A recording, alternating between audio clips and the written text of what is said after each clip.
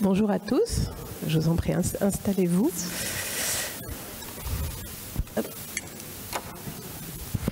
On s'installe. Bien, je suis ravie de modérer cette séquence qui va permettre de mettre en lumière deux projets qui vont changer la mer, n'ayons pas peur des mots, qui vont œuvrer en tout cas pour mieux la connaître, la protéger autant que possible. C'est en tout cas l'objectif que vous êtes fixés tous les deux. Donc, à ma gauche directement, nous avons donc Élise Despnous. Vous êtes responsable de la communication à l'international pour The Sea Cleaners. Bonjour, merci d'être avec nous. Et puis à vos côtés, François Fray, vous êtes le dirigeant de Esprit de Vélox. Bonjour. Merci à tous les deux d'être là. Donc on va essayer de connaître un petit peu mieux les projets que vous portez, en commençant avec vous, Élise, pour The Sea Cleaners. Expliquez-nous dès maintenant la genèse de ce projet. Comment il est né et à l'initiative de qui? Parce que ce n'est pas un inconnu. Alors, The Sea Cleaners est né en 2016 à l'initiative d'un navigateur que peut-être certains d'entre vous connaissez, qui s'appelle Yvan Bourgnon, oui. Qui est un navigateur français, qui a parcouru le monde, qui a fait le tour du monde avec ses parents de l'âge de 8 à 12 ans, avec ses parents et son frère au début des années 80. Ce tour du monde a vraiment déterminé évidemment la vie de Yvan et son frère Laurent, puisqu'ils sont devenus navigateurs professionnels. On les a connus notamment dans les années 90, ils ont couru en solo, en duo, ils ont remporté plusieurs courses. Et puis dans les années 2000, Yvan a voulu sensibiliser sur les causes environnementales et puis il a refait un tour du monde tout seul sur un catamaran non habitable de 2013 à 2015. Et là, il a été pris plusieurs fois dans des nappes de déchets plastiques pendant ce tour du monde. Il a voulu retourner dans les lieux où il avait navigué enfant avec ses parents, au Sri Lanka, aux Maldives, en Indonésie. Et là, il s'est vraiment rendu compte de l'ampleur du désastre et que des paradis étaient devenus des décharges à ciel ouvert. Et donc, il s'est dit de façon tout à fait empirique, il y a des camions poubelles sur Terre, pourquoi il n'y aurait pas des bateaux poubelles en mer? Donc, il a décidé de créer le bateau Manta, qui est un catamaran géant, qu'on verra tout à l'heure, pour nettoyer les océans. Alors au départ, il voulait aller nettoyer les continents. Vous avez peut-être vu déjà, entendu parler des continents plastiques. Il y en a 5 dans le monde. Et puis on lui a dit que c'était pas possible, parce qu'à cause des courants notamment.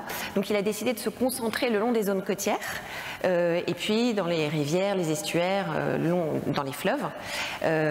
Et donc il a créé The Sea Cleaners pour donner naissance à ce projet. Alors quand vous parlez des continents plastiques, pour avoir un peu une idée de ce que ça représente en volume, est-ce que vous avez quelques chiffres à nous donner? Alors pas pour plomber tout le monde, mais pour concrètement de quoi on parle? Oui, on va assommer personne. Il y a juste 1 tonne de déchets qui est déversée toutes les 3 secondes. Donc là, depuis qu'on a commencé à parler, ça fait plusieurs tonnes.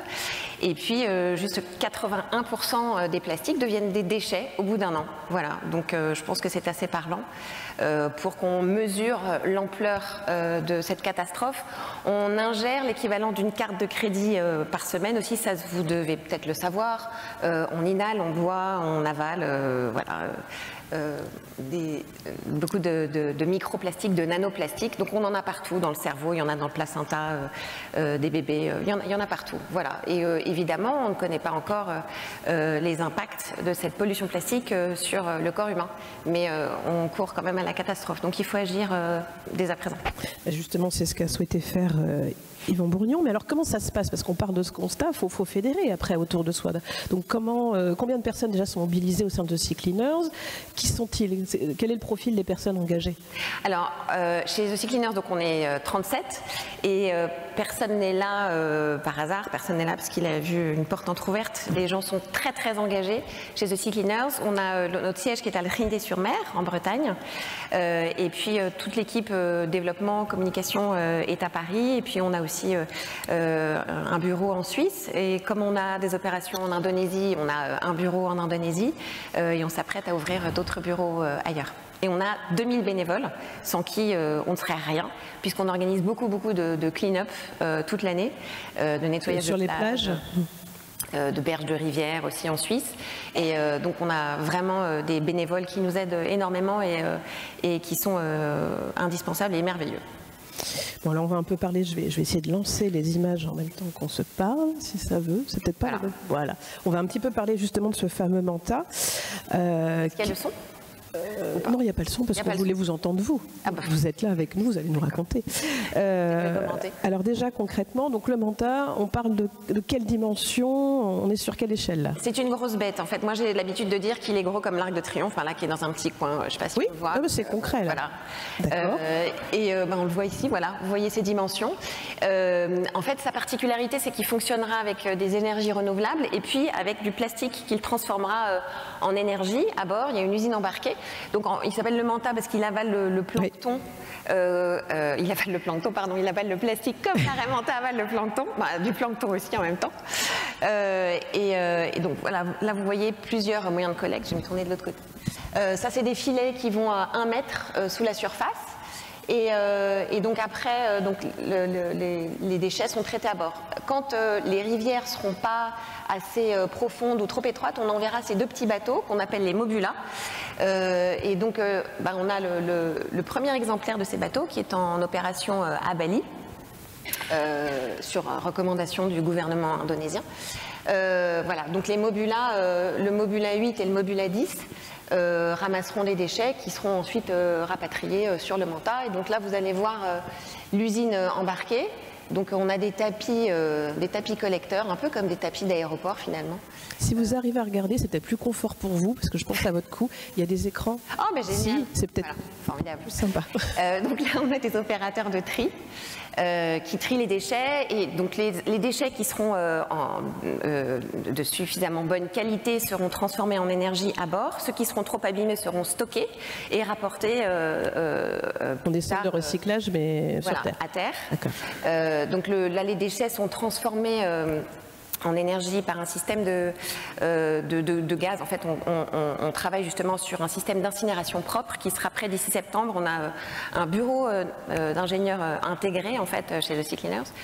Voilà, donc on a le plastique qui est transformé en gaz et qui alimente ensuite le bateau en énergie, qui donc fonctionne aussi, comme je vous l'ai dit, avec des panneaux solaires, des hydrogénérateurs, des éoliennes. Voilà. Donc, concrètement, les missions de Sea Cleaners, c'est collecte, recyclage. Est-ce qu'il y a d'autres aspects? Alors, ce bateau, en fait, c'est un bateau ambassadeur de tout ce qui peut se faire pour préserver l'océan.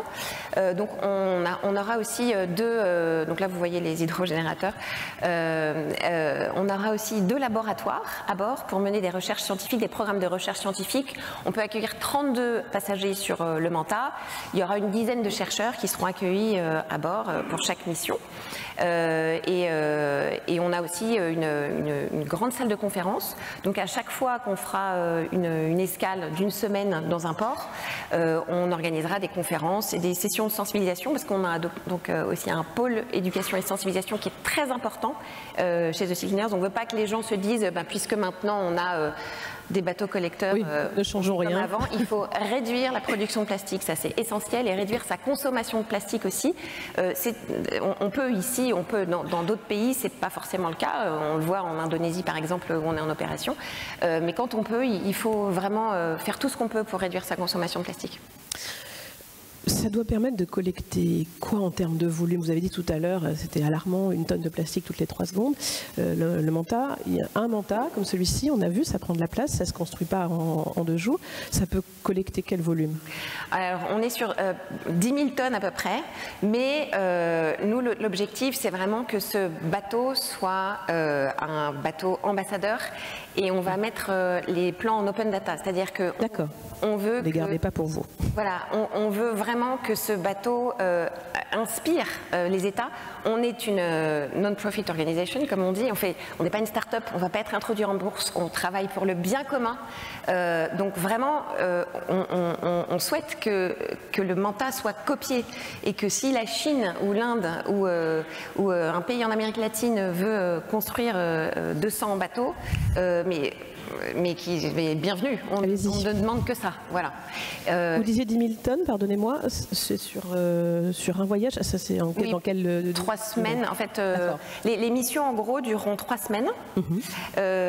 Et au bout de 3 semaines, donc on ira faire une escale pour se ravitailler déjà, éventuellement changer d'équipage, mener des sessions d'éducation, de sensibilisation, rencontrer les acteurs locaux, parce que nous évidemment on ne travaille qu'avec les acteurs locaux. Pour les Mobula c'est pareil.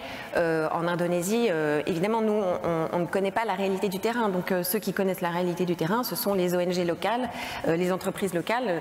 Pour gérer nos déchets à Bali, on travaille avec une entreprise indonésienne. Pour toutes nos missions de sensibilisation aussi, le chef du bureau là-bas est indonésien. On ne peut pas imaginer de faire ça sans évidemment les acteurs locaux. Alors j'ai envie de vous poser une question un petit peu peut-être bête, mais un bateau comme ça avec de telles dimensions, ça ne se construit pas partout. Vous avez fait comment pour trouver Justement, on est dans la dernière phase pour trouver le chantier naval. Donc on a lancé un appel d'offres l'année dernière. On a eu environ 30 chantiers navals qui étaient candidats. Et puis en fait, tous les chantiers navals ne peuvent pas accueillir un bateau d'une telle dimension. Donc là, on en a une dizaine et on espère qu'il sera construit en Europe. C'est bien parti pour. Donc on devrait le choisir d'ici début 2024, pendant le premier trimestre de 2024. Choix du chantier naval courant 2024, livraison à quel horizon? On espère une mise à l'eau en 2026. On a eu évidemment, comme partout, on a pris du retard à cause du Covid. Et donc justement, entre-temps, vous parliez des Mobula. Là, on n'est pas sur les mêmes dimensions, on l'a bien compris. Eux, ils sont déjà opérationnels. À quoi servent-ils? On l'a vu un peu sur les images, ils vont plutôt dans des voies fluviales notamment. Oui, alors le premier Mobula, qui est le Mobula 8, il est en opération à Bali depuis mars. Et alors lui, il est capable de ramasser jusqu'à 2,4 tonnes par jour et 600 litres d'hydrocarbures si on a des fuites d'hydrocarbures sur lesquelles on pourrait tomber. Et puis lui, il sert aussi de plateforme éducative. Donc on a régulièrement des élèves d'école ou d'université qui viennent voir le Mobula et pour organiser des sessions de sensibilisation sur la pollution plastique. On a un partenariat aussi avec la principale université de Bali et avec CLS, qui est une filiale du CNES. Donc Monsieur Bonal du CNES était là tout à l'heure. Avec CLS, on va étudier les dérives des déchets plastiques. On va mettre à l'eau des balises qui vont nous permettre d'étudier le voyage des déchets. L'année dernière, par exemple, le CLS a mis à l'eau une balise sur l'île de Java, donc près de Jakarta, et elle est arrivée 6 mois plus tard à Madagascar. Donc 7500 km plus loin. Donc c'est vraiment pour faire comprendre à tout le monde que la pollution plastique, c'est pas un sujet local, c'est un sujet global et tout le monde est concerné. Ça, c'est l'aspect un peu data aussi, recherche scientifique. Oui. Et une des missions portée par The Sea Cleaners, donc de voir le chemin que font les déchets, c'est notamment pour ce type de recherche-là? Oui, tout à fait. Et puis avec l'université Udayana à Bali, on aura des programmes de recherche aussi. Là, on est en train de faire des choix pour des sujets de recherche, mais ça pourrait être sur l'impact de la pollution plastique sur la biodiversité marine, sur certains types de poissons. Enfin, il y a beaucoup de possibilités, malheureusement. Ça coûte combien de construire un bateau comme le Manta, qui fait la taille de l'Arc de Triomphe? Oui. À la hauteur en tout cas. Ça coûte 40 millions. Alors pour une association comme la nôtre, c'est beaucoup, mais pour de grandes entreprises ou des États, c'est pas grand-chose. Donc on a levé un tiers de la somme et donc on est toujours à la recherche de nouveaux partenaires. Donc je vous invite à le message est passé. Les Mobula coûtent, alors le Mobula 8 coûte 300 000 € et le Mobula 10 500 000 €. Ils sont construits par un partenaire qui s'appelle Efinor, qui est basé à Paimpol notamment et qui construit nos bateaux. On en a 2 en construction et donc là actuellement on cherche nos prochains pays partenaires point de chute. Donc on est en discussion avec pas mal de pays dont la Malaisie, l'Inde, le Chili, l'Uruguay. Voilà, on a c'est des zones ciblées parce que c'est là qu'il y a des zones de continents plastiques dont vous parliez notamment. C'est des pays priorités. Des pays qui sont très impactés par la pollution plastique, évidemment. D'accord. Merci beaucoup pour cet éclairage sur The Sea Cleaners. Les messages sont passés. Et nous allons du coup continuer avec vous, François Fray, pour Esprit de Vélox, avec un peu les mêmes questions. Finalement, Esprit de Vélox a été lancé en 2014. Ça fédère une dizaine de bénévoles. Vous me dites si je dis des bêtises. Un réseau d'une 50aine d'entreprises, des laboratoires de recherche aussi. Avec quel objectif ? En fait, ça nous envoie à un peu plus de 10 ans en arrière, ou un peu moins, avant la COP 21. Si on remet en situation à cette époque-là, avant la COP, le sujet océan n'existe pas vraiment quand on parle de biodiversité, quand on parle de climat. Quand on fait des interventions dans des salles comme celle-là, avec un auditoire industriel lié au maritime et qu'on parle de décarbonation, donc on est bien avant les règles de l'OMI, ce genre de choses, on entend plutôt aller embêter les amis du transport aérien parce que eux, c'est vraiment dégueulasse ce qu'ils font, alors que nous, effectivement, à la tonne, on est les moins impactants. C'est aussi une manière de vous dire le chemin qui a été fait à peu près en 8 ans. Hein.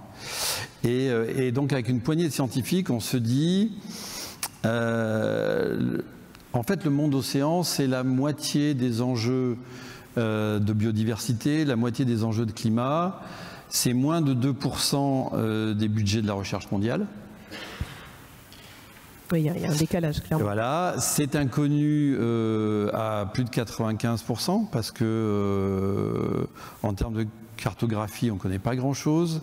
Nous, on est très intéressés par les zones qui vont aller des tropiques aux pôles, que ce soit au nord et au sud. Et là, quand on regarde le cartouche des cartes, on se fait souvent peur parce qu'on voit des 1830, 1850. Et on se dit, mais peut-être des choses ont pu évoluer depuis ces périodes-là. Et donc, on se dit avec eux, il va falloir qu'on fasse de la science autrement pour arriver à prendre en compte les enjeux qui arrivent. On se le disait hier soir, on est dans la salle de bal du Titanic et on a eu l'accident il y a 50 ans. Et on a du mal à entendre qu'on a eu cet accident-là. Donc ça veut dire qu'aujourd'hui et depuis 8 ans, on est en train de remettre, nous à notre échelle et avec une sphère qui influe de plus en plus importante, on est en train d'essayer de remettre les choses dans l'ordre. Ça veut dire, dans un premier temps, avoir travaillé avec les scientifiques pour les projeter sur c'est quoi une science de ce monde océan à horizon de 30 ans et de cette barrière de 2050 qu'on se fixe tous parce qu'elle est importante. Et très vite, on est arrivé à la conclusion qu'en fait, il fallait faire de la science autrement. Faire de la science autrement, c'est travailler en interdisciplinarité, ce que vous essayez tous de faire dans vos entreprises aussi. C'est-à-dire travailler avec des spécialistes qui vont venir se compléter les uns et les autres parce qu'on va plus vite quand on fait ça. Et travailler plus près de ce monde océan, ça veut dire se fondre à l'intérieur de lui. Il y a un truc qui est extraordinaire en mer, c'est qu'on n'est pas chez nous, qu'on n'y sera pas en fait. Et donc c'est comment amener des gens qui se proclament scientifiques océaniques, donc qui vont en mer 7, 8 fois, 10 fois dans leur vie professionnelle sur des parties de missions longues, faire en sorte qu'ils se mettent à penser de façon analogue à ce monde océan. Donc trouver une plateforme qui devienne, on va dire, invisible du vivant et qui soit donc très vite sans impact en fait. C'est arrivé de manière assez simple. Et sans impact, encore une fois, on en parle en 2014-2015, avant que l'OMI nous mette des règles pour 2030, 2050, etc. Et là, on a repris une casquette plus ingénieur et on s'est dit qu'est-ce qu'on peut faire à ce moment-là pour travailler en mer en étant invisible du vivant maritime, sans le perturber aussi, parce que c'est aussi un des problèmes. Quand on va travailler sur les sciences du climat, donc prélever de l'air et de l'eau, je la fais courte, mais prélever de l'air et de l'eau pour tracer les parts pour millions, milliards de gaz biologiques, de gaz à effet de serre, de métaux lourds, etc. Et qu'on est sur une plateforme qui, selon les critères, va peser 5 à 30 000 automobiles, on se rend bien compte qu'il y a un truc qui ne fonctionne pas très très bien aussi. Donc là aussi, on a eu une exigence opérationnelle qui a été très très forte, qui était que pas de rejet dans l'air et dans l'eau. Et un autre auquel on pense moins, mais dont je vous annonce qu'il est les enjeux vraisemblablement des 20 années qui viennent, ne pas faire de bruit.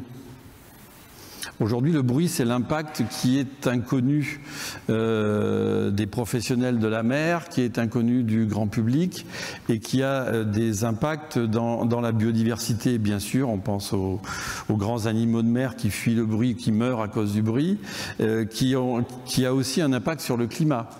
Un gros bateau passe. Les porte-boîtes dont on parlait hier à 20, 22, 25 000 EVP, le plancton qui produit la moitié de l'oxygène qui nous abreuve aujourd'hui, y compris s'il fait un peu chaud, va s'arrêter de produire cet oxygène. Vous avez tous en tête les traces des flottes et le trafic en mer. Regardez sur ces grandes routes, en fait, il y a une production d'oxygène qui devient de plus en plus problématique. Donc c'est un problème de biodive, mais c'est aussi un problème de climat.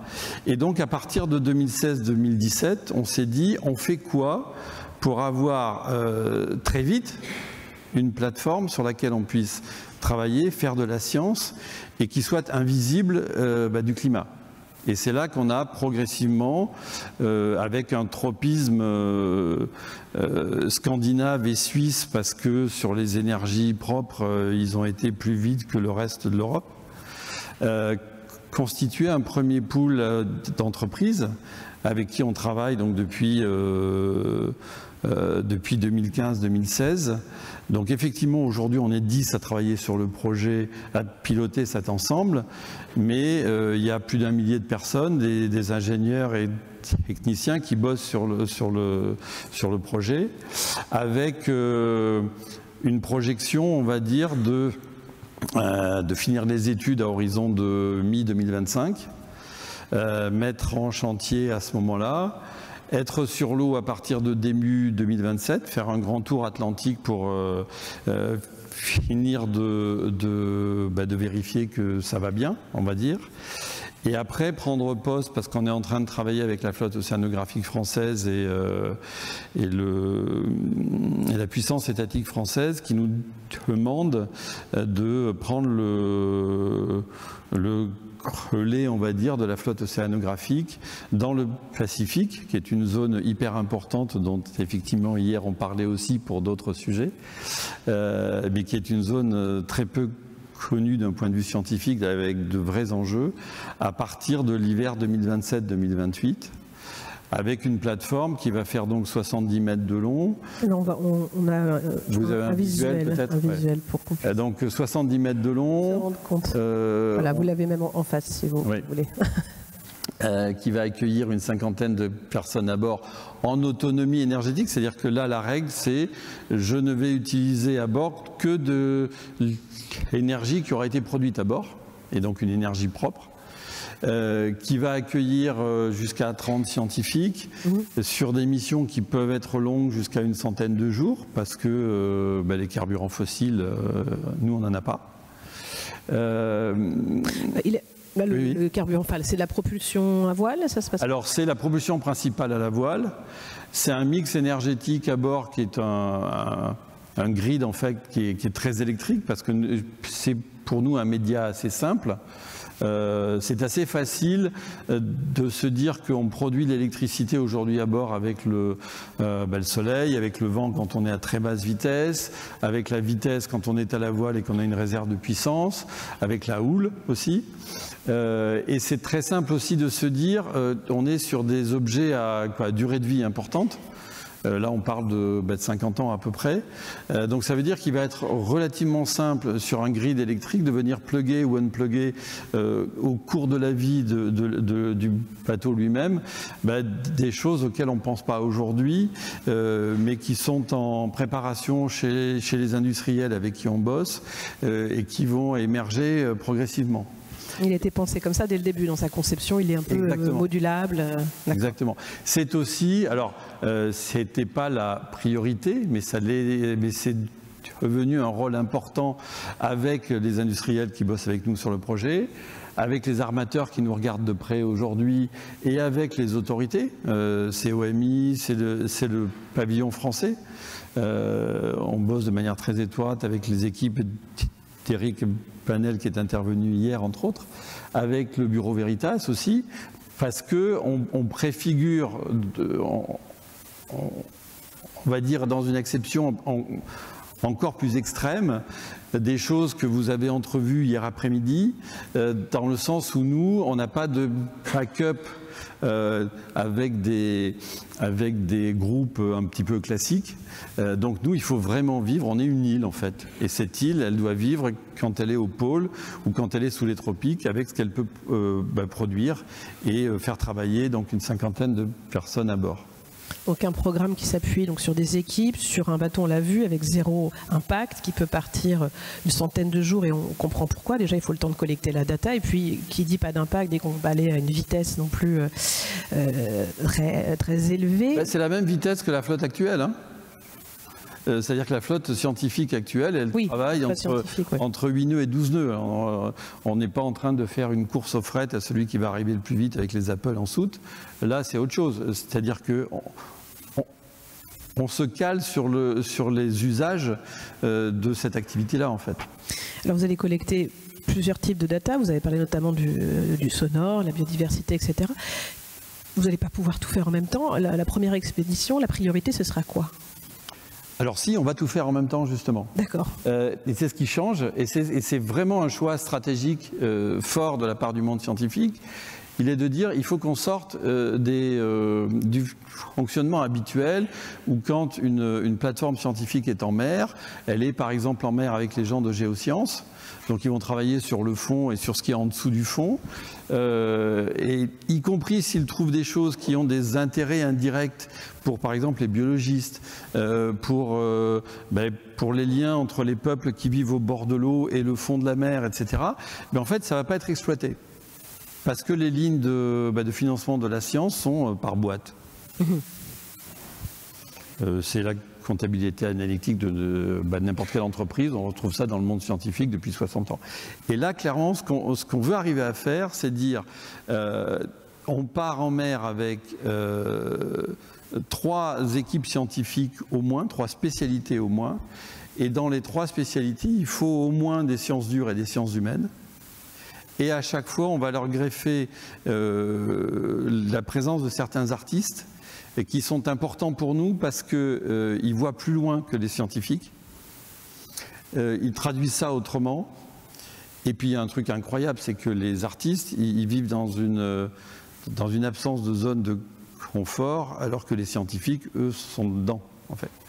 Et quand on vend un programme scientifique pour effectivement embarquer, c'est comme quand on vend un budget dans une entreprise, il faut qu'on sache le résultat avant que les opérations soient faites.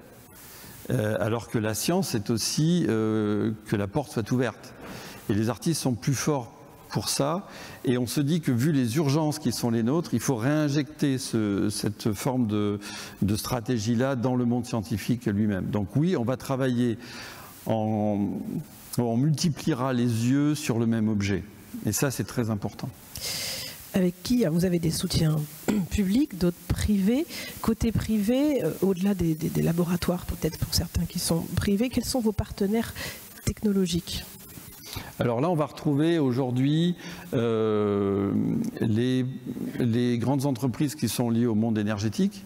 On est très électrique, donc une entreprise comme ABB, qui est un très gros européen, Helvético suédois, c'est même plus grand que l'Europe en fait, hein, mais ils sont très impliqués sur le projet. On va retrouver des entreprises qui sont intéressées à développer de la production énergétique à partir de sites ou de situations qui sont un peu expérimentales aujourd'hui. On travaille avec Engie et les chantiers de l'Atlantique sur le photovoltaïque sur les voiles. Donc ça a impliqué un choix de gréement très spécifique et des tests que l'on fait depuis 3 ans aujourd'hui pour optimiser cette production-là et les risques qui vont avec, parce qu'on est dans la vraie vie.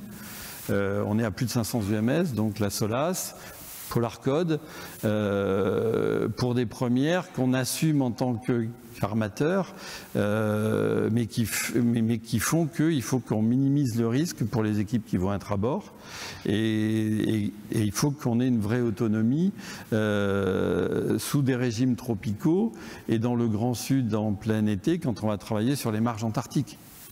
Donc ça veut dire qu'on a un vrai travail avec les industriels sur la partie stockage, production électrique, propulsion aussi. Aujourd'hui, une hélice, ça a une efficacité, si tout va bien, c'est-à-dire jamais en fait, de 65% à peu près. Nous, c'était pas acceptable de se dire la production électrique qu'on va pouvoir faire, on va déjà en perdre 35%, rien que par le choix de propulsion.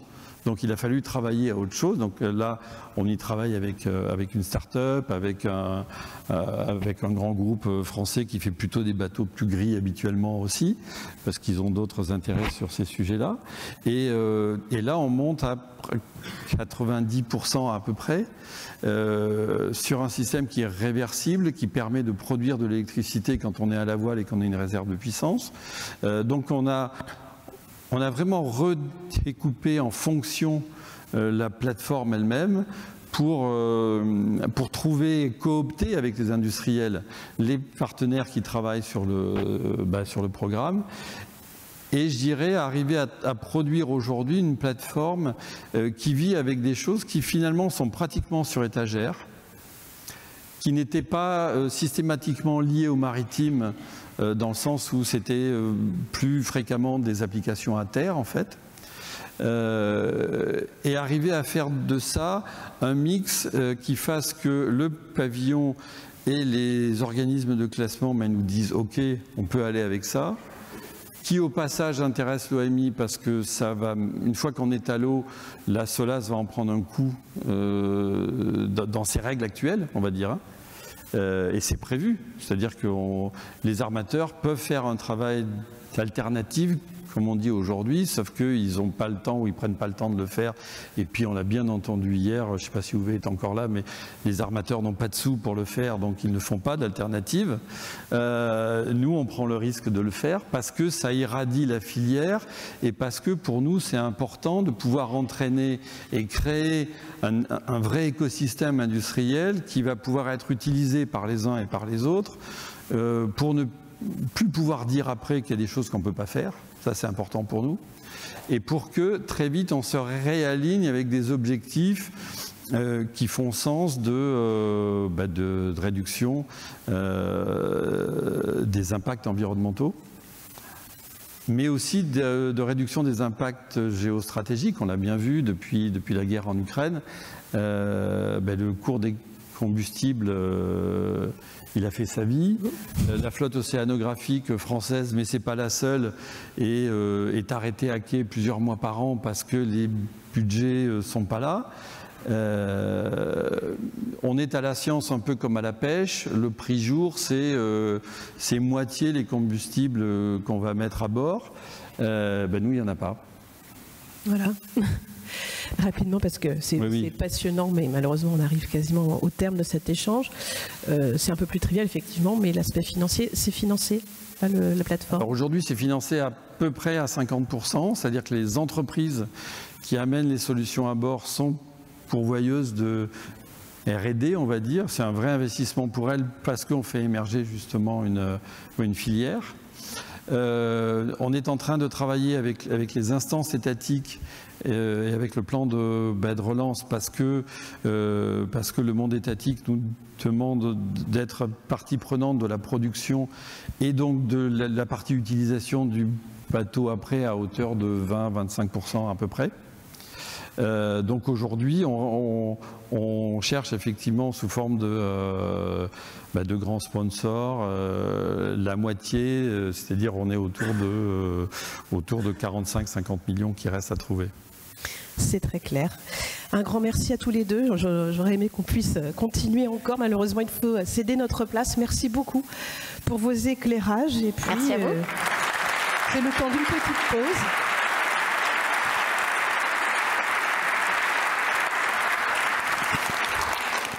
Et les échanges reprennent à 11h10, si je ne dis pas de bêtises. À très vite.